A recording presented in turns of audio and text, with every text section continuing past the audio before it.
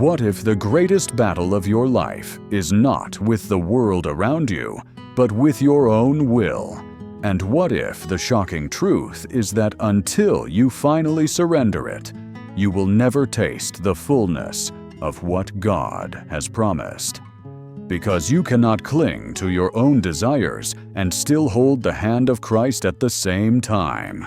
And deep down, you already know this, for the Spirit keeps whispering that you cannot serve two masters, that you cannot keep one foot in your plans and one foot in His kingdom.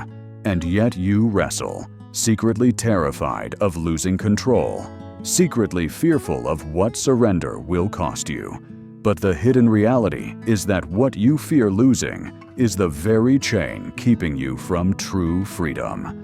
Because Jesus said in Matthew 16:25, "Whoever wants to save their life will lose it, but whoever loses their life for me will find it." And so long as you cling to your version of the future, you will remain restless, unfulfilled, and chained to illusions that can never satisfy. And here lies the warning. You can pray all the prayers of blessing you want, but until you bow your will to His, heaven will remain a distant echo instead of a living reality within you. For the shocking secret is that surrender is not weakness, but the doorway to power. And every chosen one must learn this through fire, through brokenness, through nights where God strips away idols you thought you could never live without. And it hurts because it feels like death. But it is actually resurrection. For only when you die to self can Christ rise within you. And perhaps this is why Romans 12:1 commands you to offer your body as a living sacrifice, holy and pleasing to God. Because your life is not meant to be a monument to your own dreams, but an altar where His glory falls.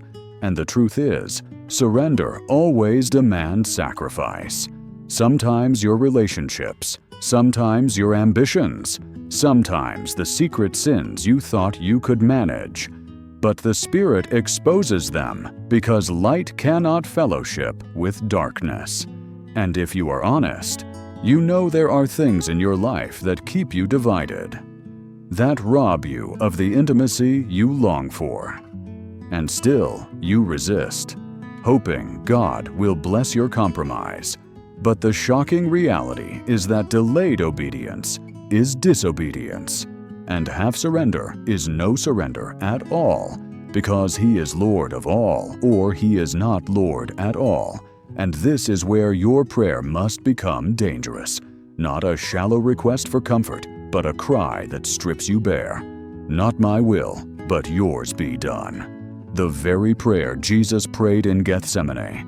And if the Son of God Himself had to wrestle with surrender, do you think you will escape it? For your Gethsemane will come too, when you must choose the cross or comfort, destiny or distraction, life or death. And make no mistake, the cross will always feel like loss at first, but hidden within that loss is the shocking gain of eternity. Because the enemy will whisper that surrender means the end of joy. But in truth, it is the beginning of it. For Psalm 37:4 declares that when you delight in the Lord, He will give you the desires of your heart. And only in surrender are your desires purified enough to align with His. And here is the mystery. When you lay everything down, He gives back what is truly meant for you. Relationships that reflect His love, assignments that reveal His glory, peace that the world cannot steal. And suddenly you realize what you thought was sacrifice was actually an exchange.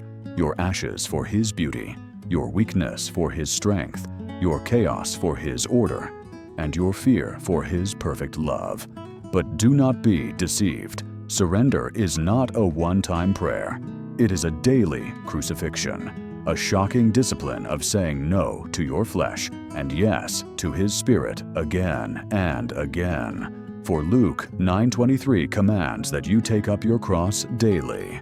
And so every morning you rise, the war begins anew. The whispers of self still calling, but the voice of Christ calling louder. And here is the hidden power. Every time you yield, the grip of sin weakens. Every time you surrender, the chains lose their hold. And slowly you become what you could never become on your own. A vessel of glory. A testimony that radiates light in the darkest world. And those around you will not understand. They will secretly envy the peace they see in you, the authority in your words, the fire in your eyes, and they will not know that it was bought through nights of surrender, through prayers soaked in tears, through choosing obedience when disobedience was easier. But heaven knows. The Father sees in secret and rewards openly. And one day you will look back and realize that surrender was never the loss you feared, but the very gain you longed for. That the life you tried to protect was nothing compared to the life He gave in return. Because John 10:10 is true. He came to give life, and life more abundantly. But abundant life is impossible without surrendered life. And so this is the decisive challenge. Stop clinging to the throne that belongs to Christ. Stop negotiating with obedience. Stop delaying the prayer that will set you free. Because eternity is too heavy to gamble with half-hearted devotion. And there will come a day when your knees will bow anyway. So why not bow them now willingly? In love, in surrender, in full abandon to the one who surrendered His own life for you. Because at the cross, He held nothing back. And now the Spirit whispers for you to do the same. And though it feels terrifying, though it feels like dying, it is in truth the only way to finally live. So pray it without hesitation. Lord, I surrender all, my will, my plans, my fears, my sins, my life, into your hands. And mean it, for in that shocking moment of release, chains will break, heaven will open, and Christ Himself will reign in you with a peace that passes all understanding. And then you will know the secret the chosen ones have always known. That the deepest power is not in striving, but in surrender. Not in controlling, but in yielding. Not in holding on, but in letting go. And when you finally do, you will discover the life you were created for all along. Hidden not in your own will, but in His.